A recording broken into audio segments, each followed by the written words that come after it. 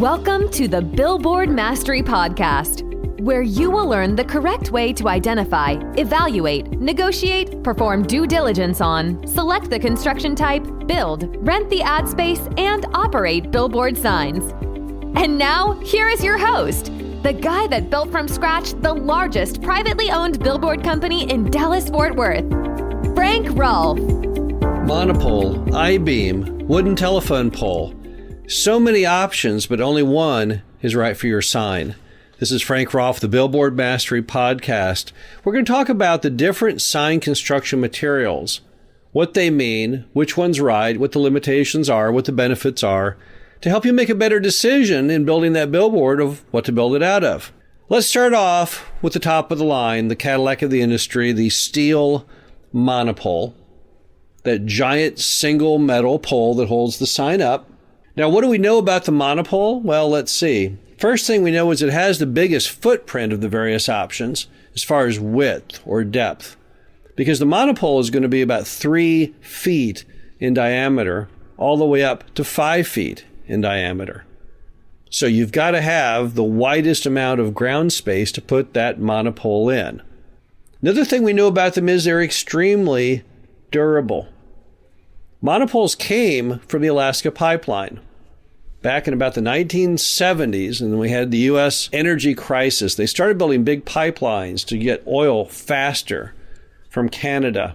And when they would pressure test that pipeline, certain sections of the pipe were not good. They would leak oil. They knew this by injecting air into them and listening for a hissing noise.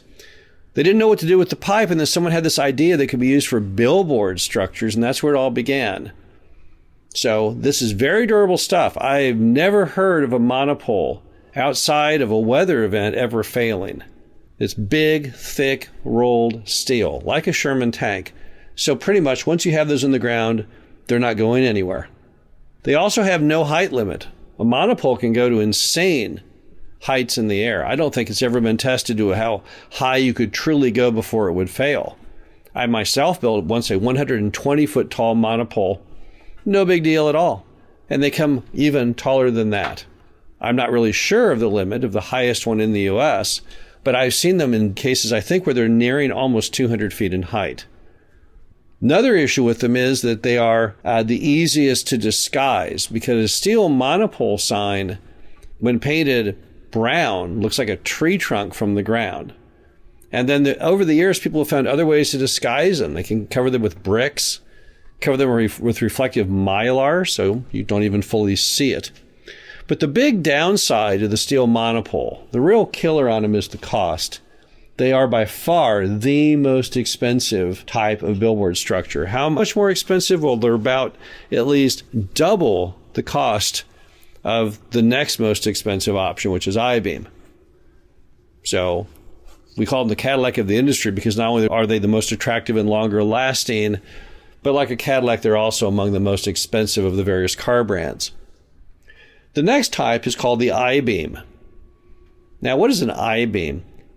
It doesn't look like an eye unless you see it from above. If you look at a cross-section of the piece of steel, it looks like the letter I. That has been around for a long time. There are billboard I-beam structures dating easily back to the 1940s, but the 50s is when people really started using it in bulk. Prior to that, they were kind of building things one-off using angle iron, which is extremely labor-intensive and not even really that safe.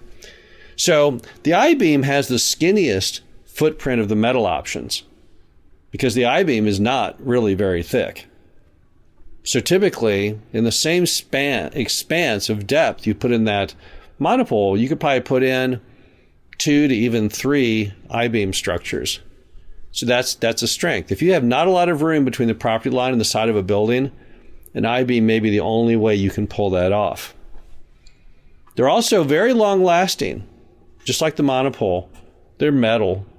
You bury them in the ground properly, they'll last forever. So they're extremely, extremely durable.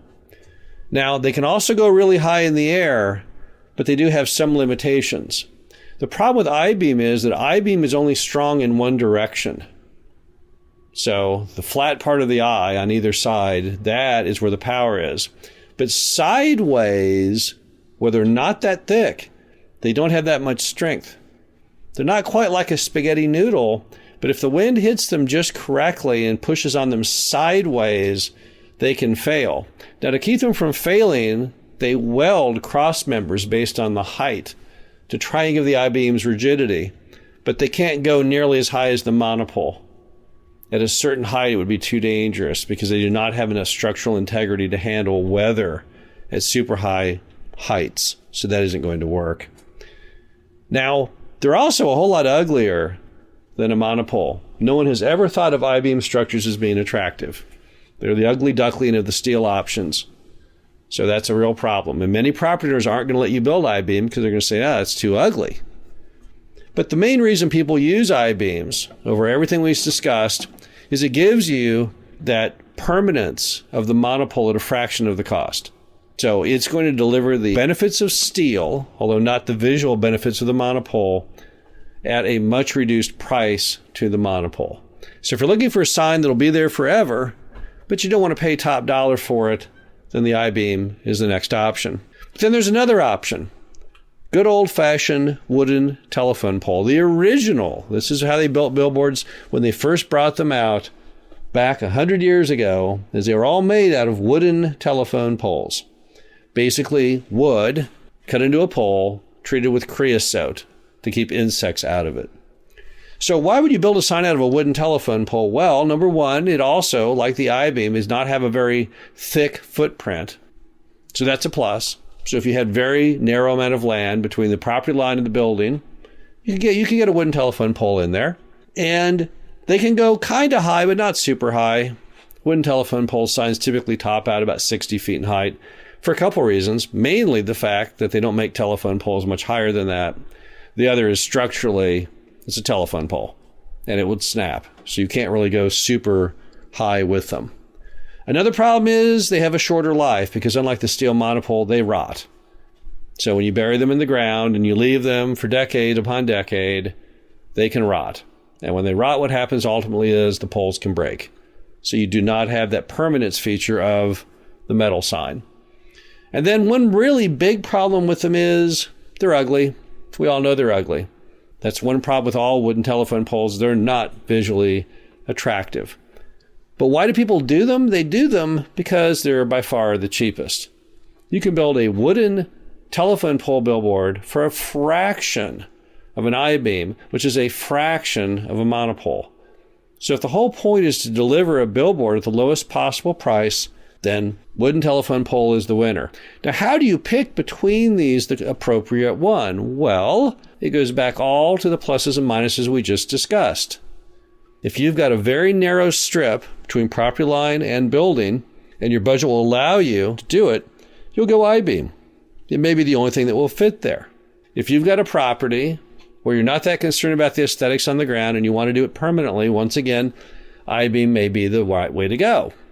If you're trying to build a sign, though, on a budget, on a bargain basement budget, then wooden telephone pole is the only game in town. So that would be the appropriate option there.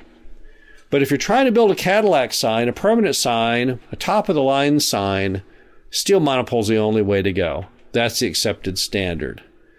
So really a lot of it ties back simply to money. Another aspect that allows you to pick between one and the other is what all the other signs look like. If you have a telephone pole sign in a market of all steel monopoles, you'll look kind of dumb. It'll be hard to get the same rents, even though the sign may have the same ad size as you get from the other varieties. So often you're trying to match your sign to those surroundings so that you fit in with the Joneses. And then there's even safety implications. In some states, some areas, to put all the safety equipment required today by OSHA, the monopole is by far the easiest to adapt to meet all of OSHA's safety requirements. Telephone pole signs, much more difficult. So there may be safety reasons you would do one over the other. The bottom line is, on every billboard you look at, you've got to come up with what your goals are. What's your budget for it? What can you do? When can't you do? What are you trying to accomplish?